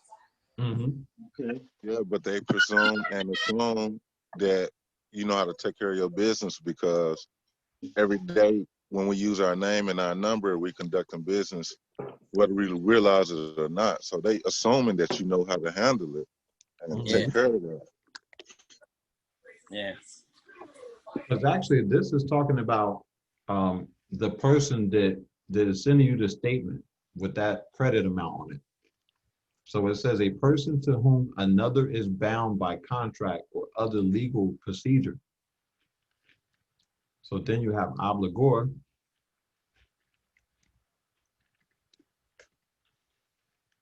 Okay, you said bound by contract. Well, everybody that signed the oath of office in the state, the city, or county, they're bound by that, right? So exactly. But then you have your name on paperwork too. That's what I'm saying. It's a mutual obligation of performance on both ends. So your obligation on your end is you were supposed to be sending an instrument so that you can tender payment and get rid of the obligation that's there. And then their obligation is once you send these instructions, that they're supposed to get rid of the obligation, just like it's saying right here. So this is just teaching you how to do banking. Okay, one more thing. I'm gonna jump back to I'm gonna go backwards to that purchase order. If you do this for the purchase order, and there is basically that purchase order, then you send this to the consumer support services with all the writing on it.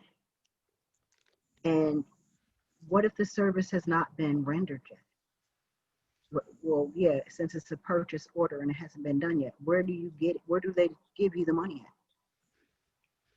Or do they just pay them directly? Or whatever way they do whatever they're gonna do? They get paid, they're gonna sell the note. Even the ones without your social security number. Yeah. Yeah. Because most of those don't have what? They selling the signature. Is that correct? Yeah, they brokers. It doesn't even have to be your signature. Okay. If your name is on it. Yeah. Well, that's the signature. For Correct. the purchase. No, by them. Oh. For them. Well, my understanding of the signature is a name, well, a mark or symbol, wording. Like your name on the paper, like even if it's by them, that's still a signature. No, like when it doesn't have to be on there. Not by you, for the by purchase orders. Okay, but for the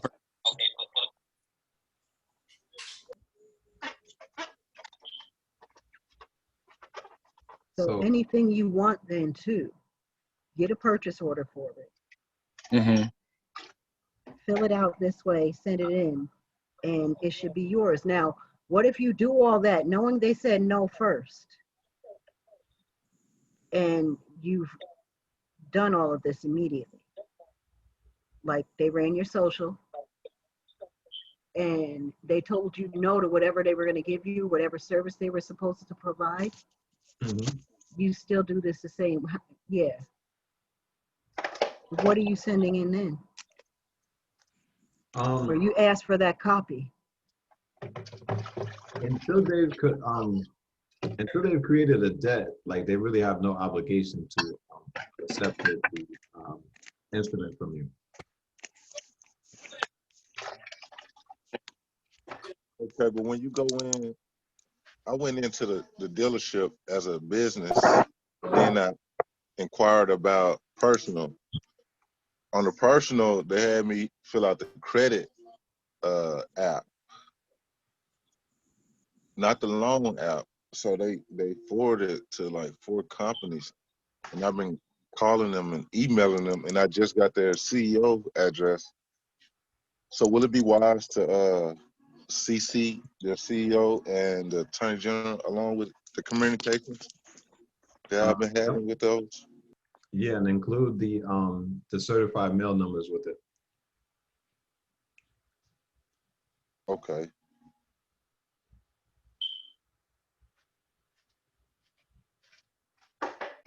So Ali, have you tried any of these things? I sure have, man.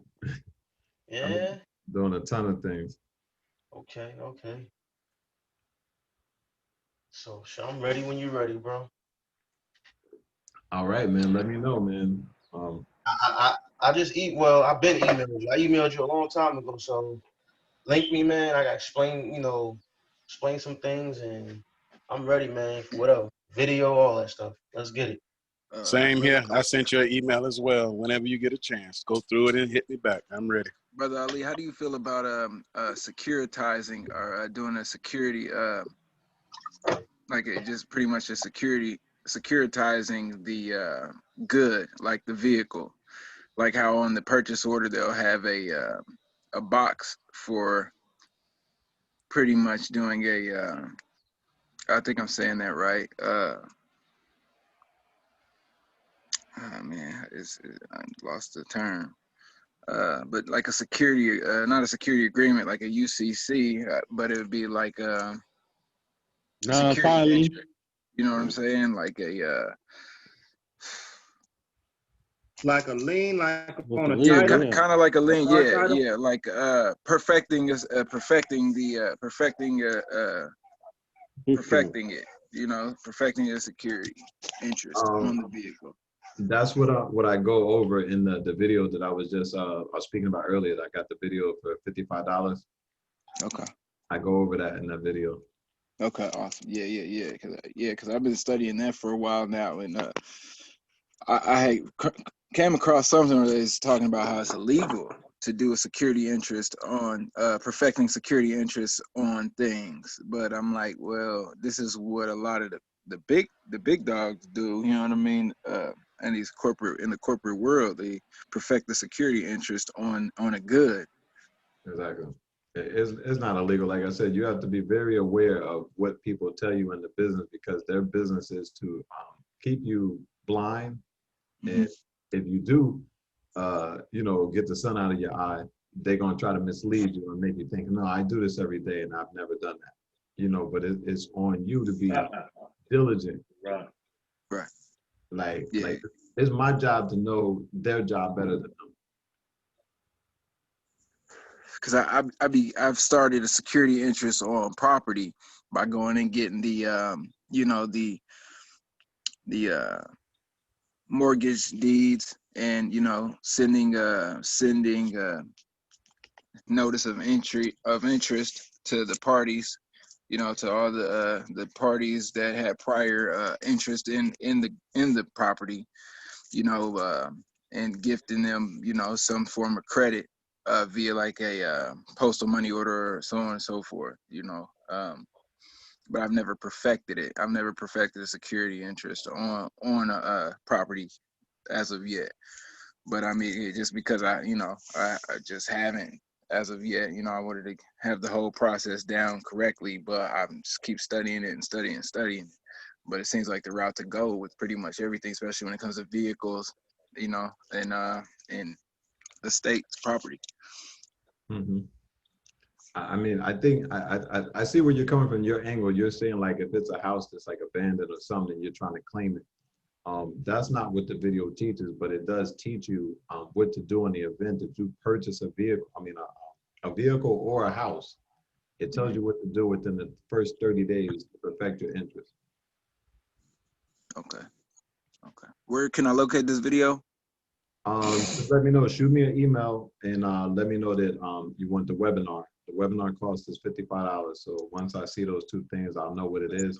And make sure you put your Facebook name, because some people pay me and send me the email and I don't know where to send it. So, they sitting back thinking I got over on them, but I don't know where to send it. So make sure your Facebook name is mentioned in the email so I know where to send it. Okay. All right. All right, so on that note, everybody, I'm gonna get out of here. The day's getting to a close. I still got some things to do. So I appreciate everybody for reaching out and I'll try to respond to your emails at least by the latest tomorrow afternoon. All right, man. Appreciate you, man. I appreciate the free information, man. Definitely. Same here, bro. I definitely follow you. I've been on your page probably like 2 days straight, man. Okay. I missed the last webinar, you know. So definitely.